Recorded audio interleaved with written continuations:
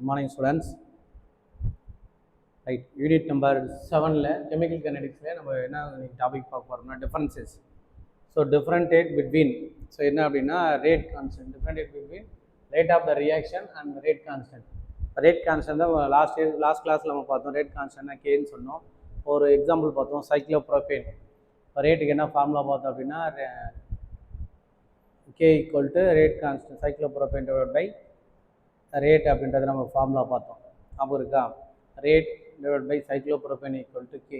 So இதான் நம்ம different பார்த்தோம். கே அப்படின்னா என்ன இருக்கும் அப்படின்னு சொன்னால் ரேட் இருக்கும், rate divide by concentrate. So என்ன ரியாக்டன்ட் எடுக்கிறோமோ, இப்போ நம்ம சைக்ளோப்ரோபேன் எடுத்தால் சைக்ளோப்ரோபேன் கான்சன்ட்ரேட் எடுத்தால் சைக்ளோப்ரோபேன். நம்ம சைக்ளோபியூட்டேன் எடுக்கிறோம் அப்படின்னா சைக்ளோபியூட்டேன், டெர்ஷரி எடுக்கிறோம்னா டெர்ஷரி சொல்லலாம், ப்ரைமரி.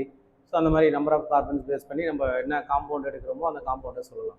இப்போ என்ன கொஸ்டின்ஸ் கேட்டிருக்காங்கன்னா differentiate between rate of the reaction. So என்னென்னா இந்த ரேட் ஆஃப் த ரியாக்ஷனுக்கும் சரியா இந்த ரேட் கான்ஸ்டன்ட் ஆஃப் த ரியாக்ஷனுக்கும் உள்ள டிஃப்ரென்ஸ் என்ன. ஸோ ரெண்டுத்துக்கும் உள்ள டிஃப்ரென்ஸ் என்ன. ஃபர்ஸ்ட் ஒன்று பார்க்கும்போது rate of the reaction. First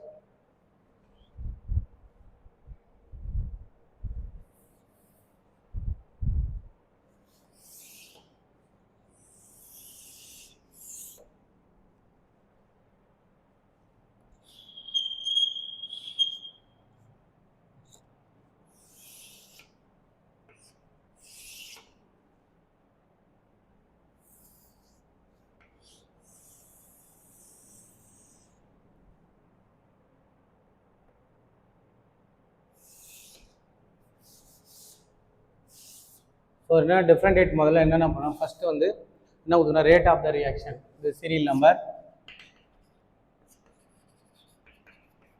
rate of the ரியாக்ஷனுக்கும் நெக்ஸ்ட் என்ன இருக்குது அப்படின்னா rate constant of the reaction, rate constant of the reaction. இது ஒரு 3 mark question. So differentiate between rate of the reaction and rate constant of the reaction. இப்போ already நம்ம rate constant பார்த்துட்டோம். Rate constant தான் இப்போ லாஸ்ட் கிளாஸில் பார்த்தோம். K equal to rate divide by the concentration of the reactor. என்ன concentrator எடுக்கிறோமோ அது நம்ம சைக்ளோப்ரோபேன் பார்த்தோம். ஸோ அது ஸோ இப்போது எந்த கிளாஸில் என்ன டிஃப்ரெண்டியேட் பார்க்கும்போது first rate of the reaction வந்து என்ன சொல்லுது அப்படின்னா இட் இஸ் ரீப்ரசன்ட் ஸ்பீட்னா தட் இஸ் எ டைம். அதாவது ஒரு ரியாக்ஷன் ஸ்டார்ட் பண்ணி ப்ராடக்ட் முடியுது அப்படின்னா ரியாக்டன் ஆர் ப்ராடக்ட் எப்படின்னா அந்த ஸ்பீடை வந்து ஈஸியாக வந்து கன்சிடர் பண்ணி கால்குலேட் பண்ணி கண்டுபிடிக்கலாம். எனி இன்ஸ்டன்ட் ஒரு ஆரம்ப இனிஷியல் ஸ்டேஜ்லேருந்து ஃபைனல் ஸ்டேஜ் வரலும் இருக்கிற அந்த ஸ்பீட். ஸோ ஒரு ரியாக்டன்ட்லேருந்து product. So A will use B அப்படின்னா that is a reactant and product. அப்போ இன்ஸ்டன்ட் இந்த இனிஷியல் ஸ்டேஜ்லேருந்து ஃபைனல் ஸ்டேஜ் ப்ராடக்ட் வர வரலும் அந்த ஸ்பீடை வந்து நம்மளால் கால்குலேட் பண்ண முடியும். எதில் அப்படின்னா ரேட் ஆஃப் த ரியாக்ஷனில். அதுதான் first point. It represent the speed. சரியா, அப்போ அந்த ரீப்ரசன்ட் ஆஃப் த ஸ்பீடு எதை பேஸ் பண்ணியிருக்குன்னா ரியாக்டன்ட். ஒரு ரியாக்டன்ட் ஆர் ப்ராடக்ட் இருந்தால் தான் ஸோ அந்த ப்ராடக்ட் ரியாக்டன்ட்லேருந்து ப்ராடக்ட் கன்வெர்ட் ஆகிறதுக்கு எவ்வளோ டைம் டியூரேஷன் எடுத்துக்கு. ஓகே, அப்போ தட் இஸ் ஏ ரேட். அப்போ இந்த இடத்துல வந்து ரேட்டை வந்து ஈஸியாக வந்து நம்ம ஸ்பீடை கால்குலேட் பண்ணலாம் அப்படின்னு சொல்ல தான் rate of the reaction. First point. இப்போ ரியாக்டன்ட் ஆர் ப்ராடக்ட் அந்த ஸ்பீடை வந்து கால்குலேட் பண்ண முடியும். சரியா, ஸ்பீடை வந்து கன்வெர்ட் பண்ணுவோம் எதில் அப்படின்னா reactant that is a reactant to product. எதை சார் கால்குலேட் பண்ணோன்னா ஸ்பீடை வந்து கால்குலேட் பண்ணணும். எது அப்படின்னா ரேட் ஆஃப் த ரியாக்ஷன். இப்போ ரேட் ஆஃப் த ரியாக்ஷன் என்ன பண்ணணும்னா ஸ்பீடை வந்து கால்குலேட் பண்ண முடியும். அப்போ ப்ராடக்ட் அப்போ இதுவும் என்ன சார் இருக்கும், ரேட் கான்ஸ்டன்ட் என்ன இருக்குன்னா இது ஆல்ரெடி என்ன இருக்குங்கிறதுல ப்ரொபோர்ஷனாலிட்டி. நம்ம ரேட் கான்ஸ்டன்ட் சொன்னவே என்ன சொன்னோம், proportionality constant.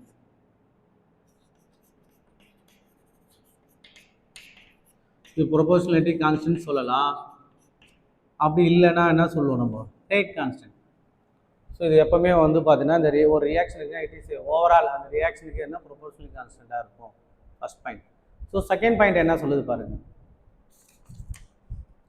So second point என்னன்னா இட் இஸ் மெஷர்டு. ஸோ எதை சார் மெஷர் பண்ணுது அப்படின்னு சொன்னால் இட்ஸ் மெஷர்டு டிக்ரீசஸ் இந்த கான்சன்ட்ரேஷன். ஸோ கான்சன்ட்ரேஷன் டிக்ரீஸ் ஆகுது அப்படின்னா எதில் அப்படின்னா reaction increases the concentration of the product. அதாவது ரியாக்ஷன் இந்த இருக்குன்னா இந்த ரியாக்டன்ட்லேருந்து ப்ராடக்ட் சப்போஸ் ரியாக்டண்ட்டில் வந்து பார்த்தீங்கன்னா இன்க்ரீஸ் ஆகிட்டு ப்ராடக்ட்டில் வந்து டிக்ரீஸ் ஆனாலும் சரி, இல்லை ரியாக்டண்ட்டில் ஆல்சோ இன்க்ரீசஸ், இந்த கான்சன்ட்ரேஷன் ஆல்சோ இன்க்ரீசஸ். அப்போ ரெண்டுத்துலேயுமே வந்து இப்போ கான்சன்ட்ரேஷன் லெவல் டிக்ரீஸ் ஆனாலும் கூட ரியாக்டன் ப்ராடக்ட்டில் இன்க்ரீஸ் ஆயிடுச்சுனாலும் அதையும் மெஷர் பண்ண முடியும் அப்படின்னு சொல்கிறது தான் rate of the reaction. Point number 2 புரியுதா பாருங்கள். It is measured in the decreases இந்த கான்சன்ட்ரேஷன். சரியா?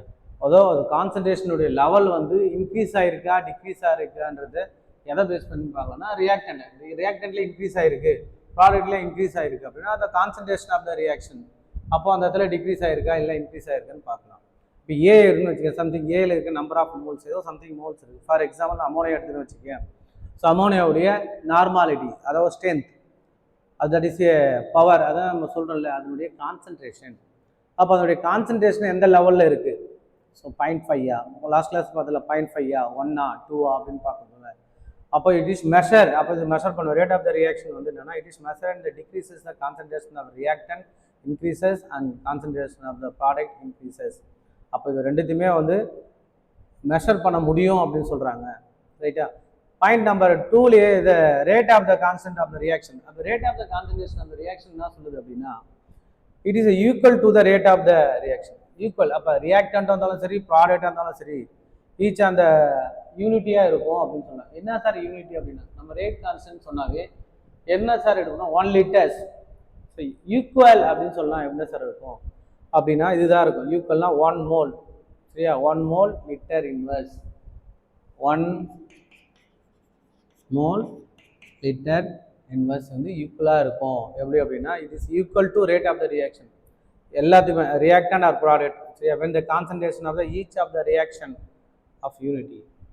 நம்ம கொஞ்ச நேரத்துக்கு முன்னாடி பார்த்தோம்ல ஒரு கான்சன்ட்ரேஷன் சொன்னாவே நைட்ரஸ் ஆக்சைடு ப்ளஸ் ஆக்சிஜன் பார்த்தோம். அப்போ நைட்ரஸ் ஆக்சைடு ஆக்சிஜன் பார்க்கும்போது ரெண்டு போத் ஆர் ரியாக்டன்ட். அப்போ ரெண்டு both or reactant that is unity of mole for litres. 1 mole for litres வந்து யூனிட்டியாக இருக்கும். அதை தான் அவன் மென்ஷன் பண்ணி it is equal to the rate of the reaction when a concentration of each of the concentration of the reactant. ஒரு ரியாக்டன்ட்டுமே வந்து அப்படி யூனிட்டியாக இருக்கும் அப்படின்னு சொல்கிறாங்க. Point number 2. பாயிண்ட் நம்பர் 3 என்ன சொல்லுதுன்னா it depends on the initial concentration of the reaction. எப்பவுமே வந்து அந்த ரேட் ஆஃப் த ரியாக்ஷன் அப்போ இனிஷியல் கான்சன்ட்ரேஷன் ஆஃப் ரியாக்ஷன் என்ன இருக்கும், ஆரம்ப நிலையில் அதனுடைய இனிஷியல் கான்சன்ட்ரேஷன் என்ன இருக்கும் அப்படி தான் ரேட் ஆஃப் த ரியாக்ஷனை வந்து நம்ம கால்குலேட் பண்ண முடியும் அப்படின்னு சொல்லலாம். டிஃப்ரெண்ட். ஸோ அந்த ரேட் ஆஃப் த இதில் கம்பேர் பண்ணும்போது ரேட் கான்ஸ்டன்ட்டில் கம்பேர் பண்ணும்போது it does not depends on the initial concentration.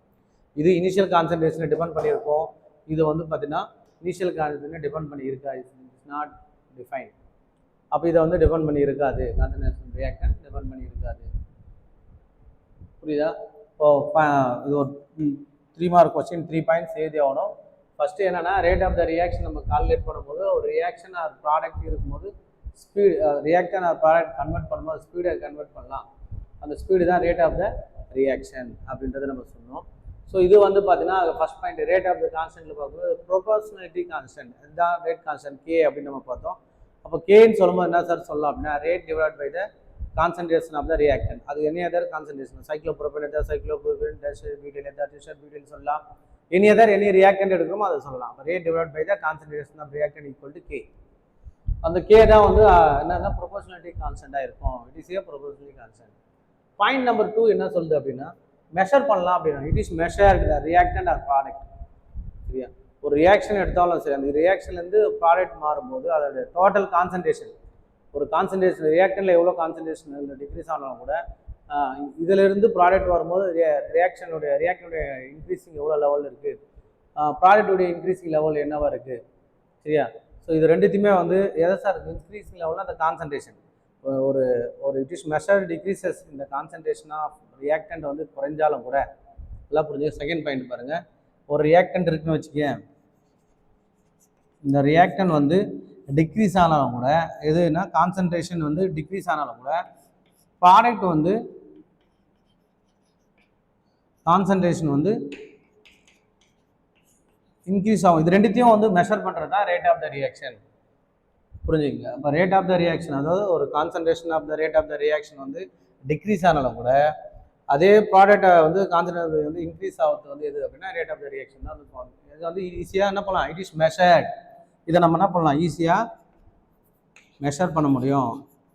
Measure எது பண்ணலாம், ரேட் ஆஃப் த ரியாக்ஷன் வச்சு ஈஸியாக மெஷர் பண்ண முடியும். அது பாயிண்ட் நம்பர் 2. ஸோ இதில் வந்து என்ன சொல்கிறாங்கன்னா, இட் இஸ் ஈக்குவல் இந்த ரேட் ஆஃப் த ரியாக்ஷன் சொல்லும் போது இதை வென் த கான்சன்ட்ரேஷன் இந்த ரேட் ஆஃப் த ரியாக்ஷனில் கான்சன்ட்ரேஷன் ரியாக்ஷனில் ஒரு ரியாக்ஷன் இருக்குது அப்படின்னா அது எல்லாமே எது ஈக்குவல் ஈச் அந்த ரியாக்டன்ட். நம்ம பார்த்தோம்ல, இப்போ ஃபார் எக்ஸாம்பிள் 2 ரியாக்டன்ட் இருக்குன்னு வச்சுக்க. For example NO + O2 will gives NO2. Equation balance பண்ண ஆக்சிஜன் இருக்குது, இங்கே 2 மென்ஷன் பண்ணுங்க, இங்கே 2 போடுங்க. So both are equal. Reactant and product வந்து both are ஈக்குவலாக இருக்கும். ப்ரீவியஸ் கிளாஸில் பார்த்தோம். அப்போ இந்த ரியாக்டன்ட் அண்ட் ப்ராடக்டாக இருக்கும்போது அவங்க என்ன சொல்லணும்னா யூனிட்டி ஈச் அண்ட் ரியாக்டன்ட் அப்படின்னு சொல்கிறாங்க. சரியா, the concentration of the each of the reactant is unity. அப்போ ஈச் ஆஃப் த ரியாக்ஷன் வந்து ஒரு ரியாக்ஷன் வந்து ரியாக்டன்ட் யூனிட்டியாக இருக்கும் அப்படின்னா அப்போ என்ன சார் இருக்கும் அப்படின்னு சொன்னால் மோல் யூனிட்டி 1 mole per லிட்டர்ஸாக இருக்கும் அப்படின்னு சொல்கிறாங்க. Point number 2. So point number 3 என்ன சொல்லுது அப்படின்னா, ஸோ இது என்னன்னா, it depends on the initial concentration of the reaction. ஒரு ரியாக்ஷன் இருக்குன்னா ஒரு ஸ்டார்ட் பண்ணுறதுக்கு மாதிரி இந்த கைனடிக்ஸ் மூவ்மெண்ட் என்னவா இருக்கும், நான் ஸ்டார்ட் பண்ணுறது கைனடிக்ஸ் தான் மூவ்மெண்ட். சரியா, ஸோ அந்த மூவ்மெண்ட் இனிஷியல் வெலாசிட்டி என்ன இருக்குன்னா t = 0. அப்போ இனிஷியல் வெலாசிட்டி இது வந்து பேஸ் பண்ணியிருக்கோம். இந்த ரேட் ஆஃப் த ரியாக்ஷன் எப்படி இருக்கும் அப்படின்னா இனிஷியல் வெலாசிட்டியை பேஸ் பண்ணியிருக்கோம். It depends on the initial concentration of the reaction. Initial concentration of the reaction இது வந்து பேஸ் பண்ணியிருக்கோம். Initial concentration of the reactant. இங்கே வந்து பார்த்தீங்கன்னா இதை வந்து initial rate of the constant தானே. ஒரு ரியாக்ஷன் நடந்து அதுக்கான நம்ம என்ன பண்ணோம் அப்படின்னா, இப்போ இந்த ஈக்குவேஷன் பாருங்கள், நான் மென்ஷன் பண்ணுறேன் இந்த இடத்துல கிளியரா பாருங்க ஒரு நிமிஷம். இந்த ஈக்குவேஷன் பார்த்தோம்ல NO இது பார்த்தோம்ல, இது இப்போ ரேட் ஆஃப் த ரியாக்ஷன் எப்படி எழுதலாம், rate equal to K concentration of NO concentration of O2. அப்போ ஒரு ரியாக்ஷன் நடந்ததுக்கு அப்புறம் இருக்கக்கூடிய இந்த ஒரு ப்ராடக்டை வந்து நம்ம ஃபாலோ பண்ணுவோம். இனிஷியல் ரேஷியோ வந்து ஃபாலோ பண்ணணும்னு அவசியம் இருக்காது. அதனால தான் it does not depends on the இது வந்து எதை பேஸ் பண்ணி இருக்காது, does not depends on the concentration of the ரியாக்டன்ட்டை வந்து பேஸ் பண்ணி இருக்காது. ஓகேவா, இது வந்து ரேட்டை பேஸ் பண்ணி தான் இருக்கும். இதுதான் வந்து there are 3 differences. இது கொஸ்டின்ஸ் வந்து differentiate between rate of the reaction rate of the constant சொன்னால் இந்த 3 டிஃபரன்ஸ் எழுதணும். கிளியரா, ரைட். ஸோ அடுத்த கொஸ்டின்ஸ் என்ன பார்க்க போறோம்னா மாலிகுலாரிட்டினா என்ன. மாலிகுலாரிட்டி அப்படின்னா நம்ம ஆல்ரெடி நம்ம 11th ஸ்டாண்டர்ட்லேயே பார்த்தோம். என்ன சார் பார்த்தோம் அப்படின்னா பிரைமரி செகண்டரி டெர்ஷரி அப்படின்றத பார்த்துருப்போம். Primary alcohol, secondary alcohol, tertiary alcohol பார்த்துருப்போம். ஸோ அதுலேயே வந்து பார்த்தீங்கன்னா SN1 என்ன, SN2னா என்ன, SN1 என்ன, E1 E2, ஸோ இதெல்லாம் வந்து பார்த்துருப்போம். SN1 அப்படின்னாவே nucleophilic substitution reaction. Nucleophilic substitution reaction 1 and 2, E1 and E2 elimination reaction அப்படிலாம் பார்த்துருப்போம். ஸோ இதெல்லாம் வந்து பார்த்தீங்கன்னா இந்த மாலிகுலாரிட்டி அப்படின்னா இந்த கெனடிக் ஸ்டடீஸில் ஸோ இதில் வந்து என்னென்னா measurement of the rate constant. So இதை எதை பேஸ் பண்ணி சார் இருக்கும், ஒரு reaction each and every steps. சரியா, ஒரு சிங்கிள் ஸ்டெப் எலிமினேட்டரி ஒரு ரியாக்ஷன் ஆரம்பிக்குதுன்னு வச்சுக்க, that is a single step, elementary step.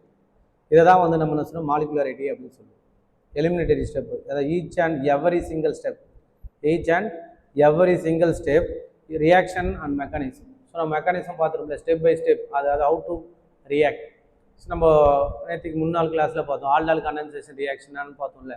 So அதில் ஒரு ஸ்டெப் 1, ஸ்டெப் 2, ஸ்டெப் 3 பார்க்கும்போது ஸ்டெப் 1ல் வந்து என்ன மெக்கானிசம். ஸோ ஒரு ஹைட்ராக்ஸ் வந்து பார்த்தீங்கன்னா ஒரு ஈஸியாக வந்து ஒரு கார்பனில் குரூப்பில் இருக்கிற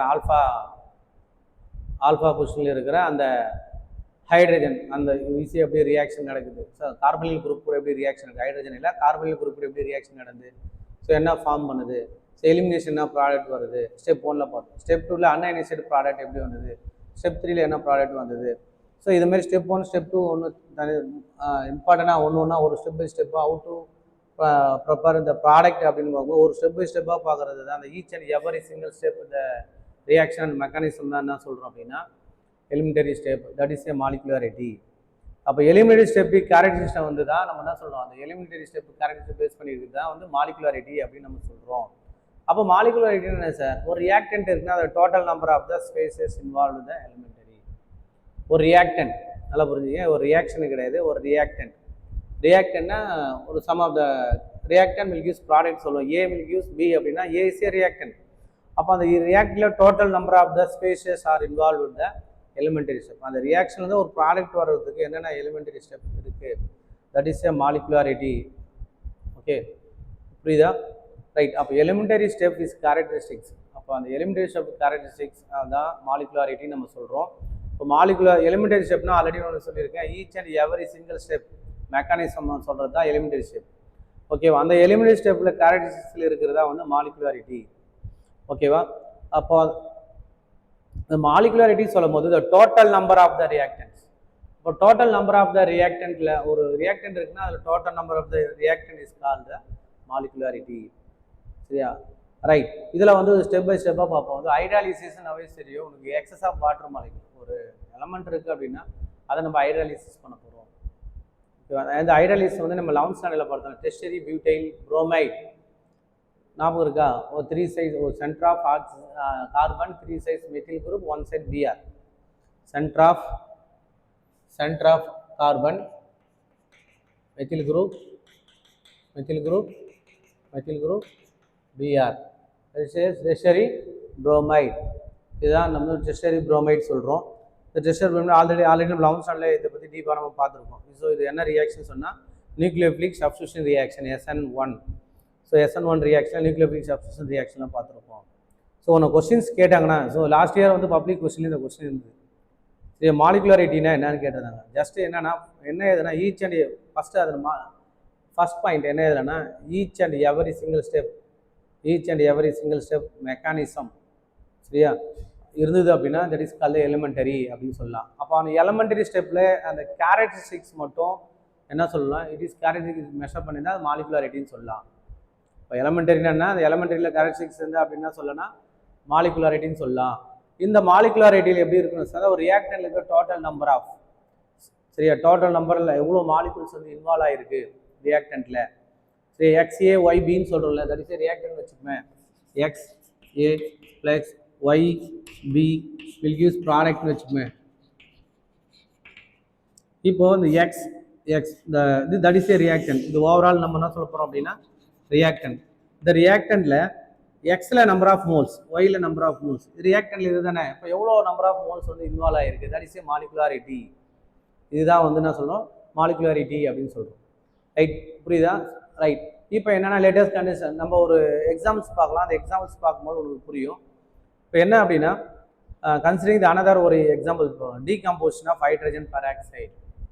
இப்போ வாட் இஸ் ஏ டீகம்போசிஷன்? அப்போனா ஒரு மாலிகுல்ஸ் இருக்குன்னு வச்சுக்கோங்க, அந்த மாலிகுல்ஸை வந்து பார்த்தீங்கன்னா அது டீகம்போஸ் ஒரு 2 ஆர் ரியாக்டண்ட்டாக மாறும். இப்போ ஃபார் எக்ஸாம்பிள் ஏபின்னு வச்சுக்கோங்க, தட் இஸ் ஏபின்றது அது இஸ் மாலிகுல்ஸ். அதை நம்ம ரியாக்ஷனுக்கு இன்வால்வ் பண்ணும்போது என்ன A1 தனியாகவும் B தனியாகவும் ஒரு ப்ராடக்ட் கிடைக்குது. ஓகேவா? So that is A decompose. Okay, அந்த மாதிரி வந்து நம்மளுக்கு ஒரு ஈக்குவேஷன் கொடுத்துருக்காங்க. என்ன டீகம்போஸ்னா ஹைட்ரஜன் பெராக்சைடு கேட்டலிஸ்ட். ஸோ கேட்டலிஸ்ட்டாக என்ன சொல்கிறாங்கன்னா இந்த இடத்துல அயோடின் யூஸ் பண்ணுறாங்க. ஒரு ரியாக்ஷன் மட்டும் ஃபஸ்ட் நம்ம பார்ப்போம். ஸோ அதுக்கான ஸ்டெப் பை ஸ்டெப் மெக்கானிசம் பார்க்கலாம். ஒரு ரியாக்ஷன் சொல்லும் போது என்ன சொல்லலாம் அப்படின்னா H2O2. ஸோ H2O2 நம்ம என்ன சொல்லுவோம், ஹைட்ரஜன் பெராக்சைடு. இந்த ஹைட்ரஜன் பெராக்சைடு என்ன ஆகுதுன்னா ரியாக்ஷன் நடக்குது, H2O தனியாகவும் ப்ளஸ் O2 தனியாகவும் ஒரு ப்ராடக்ட் கிடைக்குதுன்னு வச்சுக்கோங்க. H2O தனியாகவும் O2 ஒன்று ப்ராடக்ட் கிடைக்குது. ஓகேவா? இப்போ H2O ஹைட்ரஜன் பெராக்சைடு என்ன ஸ்டேட்ல இருக்குது அப்படின்னா அக்யூவஸ் ஸ்டேட்ல இருக்கு. What mean by aqueous? That is a water solubles, water act solution சொல்லலாம். Water act solvent. ஒரு சால்வெண்ட் வாட்டரில் டிசால்வ் ஆயிடுச்சு அப்படின்னா தட் இஸ் அக்யூவஸ் சொல்யூஷன்.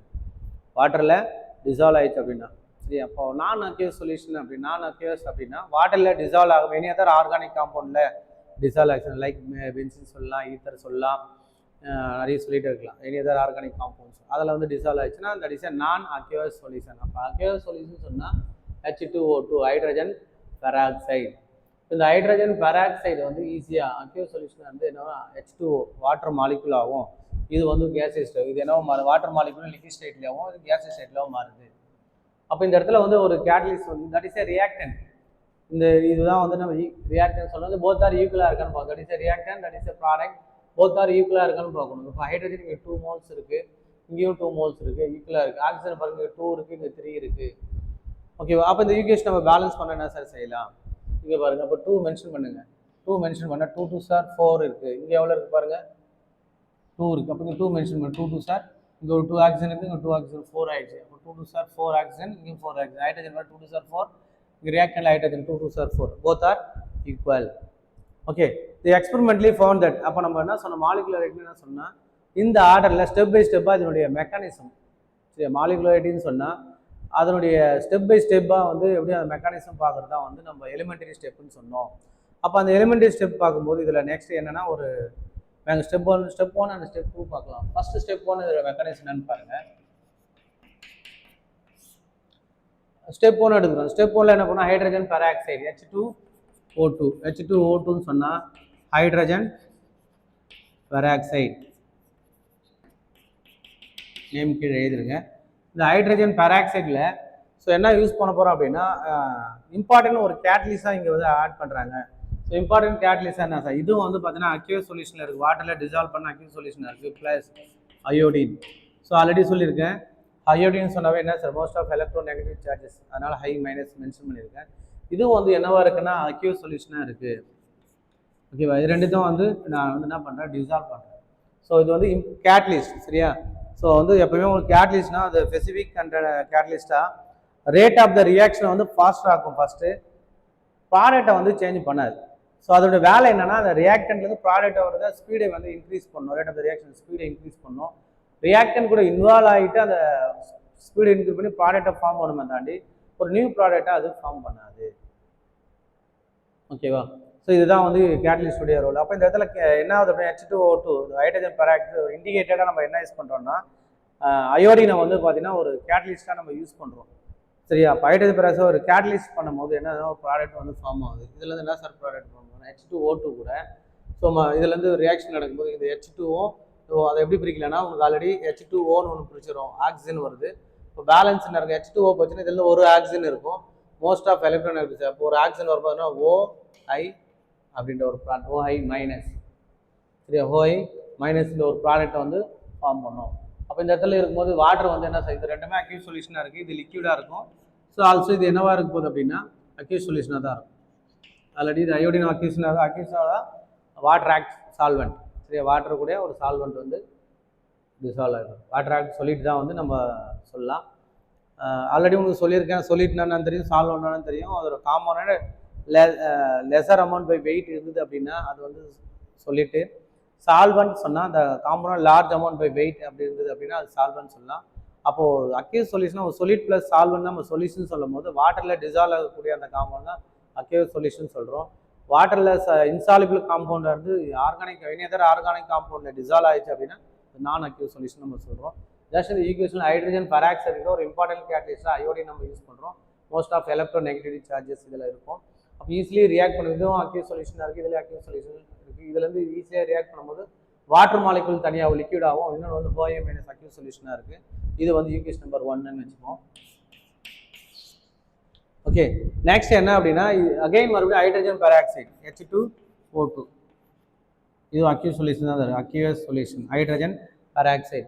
இந்த ஹைட்ரஜன் பெராக்சைடு கூட நம்மளுக்கு என்ன ஃபைனல் ப்ராடக்ட் என்ன கிடைச்சிது, OI. அகைன் நான் என்ன பண்ணுறேன், OI மைனஸ், சரியா? அக்யூஸ் சொல்யூஷன் நான் மறுபடியும் இதில் ஆட் பண்ணுறேன். ஸோ ஆட் பண்ணும்போது நம்மளுக்கு என்ன ஃபைனல் ப்ராடக்ட் கிடைக்கும் பாருங்கள், இந்த H2O2, சரியா? H2O2 கூட அகைன் மறுபடியும் இந்த ஆக்சிஜன் வந்து ரியாக்ஷன் நடக்குது. இந்த ஆக்சிஜன் ரியாக்ஷன் நடக்கும்போது நம்மளுக்கு என்ன ப்ராடக்ட் ஃபார்ம் பண்ணுறது, H2O வாட்டர் மாலிகுல். இங்கே என்ன H2O வாட்டர் மாலிகுல் தனியாக ஒரு லிக்விடாக ஃபார்ம் ஆகுது. அப்புறம் என்ன ஆகுதுன்னா இந்த H2O வாட்டர் மாலிகுல் போனுச்சு அப்படின்னா இங்கே என்ன இருக்குது, ஆக்சிஜன் இருக்குது, அயோடின் தனியாக இருக்குது, ஹை மைனஸ், அயோடின் தனியாகவும் ப்ளஸ் O2, இதில் இருக்கிற ஒரு ஆக்சிஜன் இதில் இருக்கிற ஆக்சிஜன் சேர்ந்து O2ன்ற ஒரு ப்ராடக்ட்டை வந்து ஃபார்ம் பண்ணுது. இது ஈக்குவேஷன் நம்பர் 2. கிளியராக புரியுதா பாருங்கள். ஃபஸ்ட்டு என்ன பண்ணணும், ஹைட்ரஜன் பெராக்சைடில் இம்பார்ட்டன்ட் கேட்டலிஸ்ட் அயோடின் போடும்போது நம்ம வாட்டர் மாலிகுலும் ப்ளஸ் OI அப்படின்ற காம்பவுண்ட் இருக்குது. மறுபடியும் ஹைட்ரஜன் பெராக்சைடில் அந்த OI நம்ம ஆட் பண்ணுறோம். ஆட் பண்ணும்போது என்னன்னா நம்மளுக்கு H2O வாட்டர் மாலிகுல் தனியாக லிக்விடாக மாறிடுது. வாட்டர் மாலிகுல் லிக்விடாக மாறினது வந்து H2O வெளில போகுதுன்னு வச்சுக்கேன். இதில் வந்து ஒரே ஒரு ஆக்சிஜன் மட்டும் தான் இருக்கும். அந்த ஆக்சிஜனும் ஸோ இந்த ஆக்சிஜனும் சேர்ந்து O2ன்றது போது அப்போ பேலன்ஸ் வந்து I- மட்டும் தான் இருக்கும். அந்த I- நாங்கள் மென்ஷன் பண்ணியிருக்கோம். ஸோ I- சொல்லுது most of electronegative charge halogen family. So halogen family உங்களுக்கு ஆல்ரெடி தெரியும். Chlorine, bromine, iodine, fluoride. So இது எல்லாம் most of electronegative charges இருக்கும் அப்படின்றத நான் உங்களுக்கு மென்ஷன் பண்ணியிருக்கேன். அப்போ இந்த ரெண்டு ரியாக்ஷன்லுமே பார்க்கும்போது ஓவரால் ரியாக்ஷன் எழுதலாம். ஓவரால் இது வந்து ஸ்டெப் 1. ஸோ இது வந்து ஸ்டெப் 2. இந்த ஓவரால் ரியாக்ஷன் பாருங்க. இந்த ஓவரால் ரியாக்ஷன் எழுதும்போது இந்த ரெண்டு ஈக்குவேஷனுமே என்ன பண்ண ஈக்குவேஷன் நம்பர் 1 + 2 ரெண்டுத்தையுமே நான் ஆட் பண்ணுறேன். ஈக்குவேஷன் நம்பர் 1ஐயும் 2ஐயும் நான் ஆட் பண்ணுறேன். ஸோ ஈக்குவேஷன் நம்பர் 1 2 ஆட் பண்ணும்போது பாருங்கள் இது H2O2 H2O2. ஸோ இங்கேயும் H2O2 இருக்குது, இங்கேயும் H2O2 இருக்குது. அப்போ என்ன பண்ணுறேன்னா 2H2O2 அப்படின்னு எழுதுகிறேன். ஸோ இங்கே பாருங்கள் நெக்ஸ்ட்டு இந்த OI- இருக்குது. இது ஆப்போசிட் சைடில் இதுக்கும் என்ன பண்ணுறேன் கேன்சல் பண்ணிடுறேன். ஓகேவா? நெக்ஸ்ட் என்ன இருக்குது இந்த ஐக்கும் ஆப்போசிட்டில் கேன்சல் பண்ணிடுறேன்.